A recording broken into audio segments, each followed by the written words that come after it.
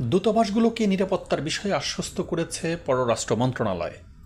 বাংলাদেশের ত্রয়োদশ জাতীয় সংসদ নির্বাচন ও গণভোট উপলক্ষে প্রস্তুতি ও নিরাপত্তা ব্যবস্থা সম্পর্কে ঢাকায় নিয়োজিত বিদেশি দূতাবাসগুলোকে জানিয়েছে পররাষ্ট্র মন্ত্রণালয়। ঢাকায় রাষ্ট্রীয় অতিথি ভবন পদ্মায় এই আয়োজনে বিদেশি দূতাবাসগুলোর প্রায় ৪০ জন কূটনীতিক উপস্থিত ছিলেন বলে পররাষ্ট্র মন্ত্রণালয়ের এক প্রেস বিজ্ঞপ্তিতে জানানো হয়। এতে আরও বলা হয়, ব্রিফিংয়ে নির্বাচন কমিশন যে বিদেশি নির্বাচন পর্যবেক্ষকদেরকে স্বাগত জানাবে তা তাদেরকে অবহিত করা হয় এবং তাদেরকে নির্বাচনে পর্যবেক্ষক প্রেরণের জন্য আমন্ত্রণও জানানো হয়।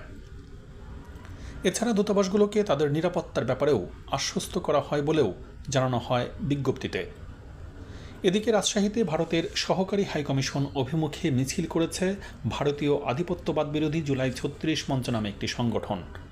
বৃহস্পতিবার দুপুর ১২টার দিকে ভদ্রা মোড় থেকে পদ্মা আবাসিক এলাকায় অবস্থিত সহকারী হাইকমিশনের দিকে মিছিল নিয়ে যায় সংগঠনটি। অফিস থেকে কিছুটা দূরে পুলিশের বাধার মুখে পড়ে তারা।